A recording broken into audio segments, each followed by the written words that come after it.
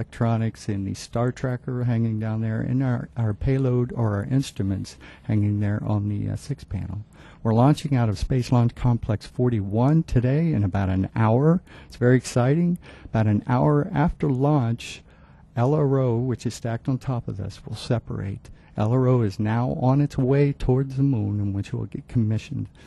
About 4 hours after launch, the Centaur hands over control to LCROSS.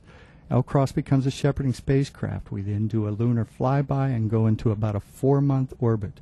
We orbit for 4 months so that LRO can get into commission and get the data, get necessary data for helping us target the crater.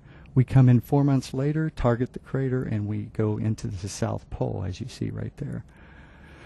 Now, about 30 days before impact, the science committee meets, figures out which target to best select at that point on the South Pole. And so the targeting, that's about 30 days before impact. So about 4 hours before, or 9 hours before impact, we turn the Centaur, the upper stage, around, and so that it's pointed towards the crater of interest that we've chosen. Then 9 hours before impact, we will separate from the Centaur, and then we do a 180 turnaround so that our cameras start pointing towards the Centaur as it goes in. Now, we essentially want to slow down. We want to get this 4-minute delta behind us, so that the plume that will evolve as it actually hits takes a couple minutes to evolve. So we timed at 4 minutes as we start to go through it. So the Centaur is on its way. There's nothing more we can do. We've guided it into a crater that 20 to 30 kilometers in diameter. Centaur goes in for the impact.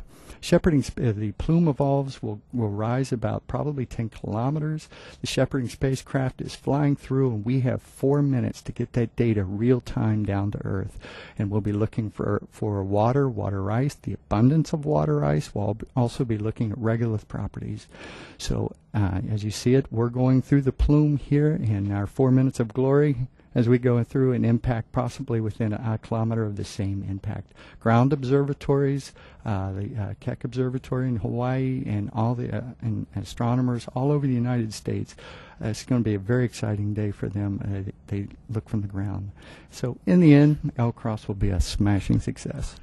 And Lunar Reconnaissance Orbiter is actually going to be watching some of this. They will fly. LRO will fly over the impact. They'll be using their instruments to, look at the impact as well.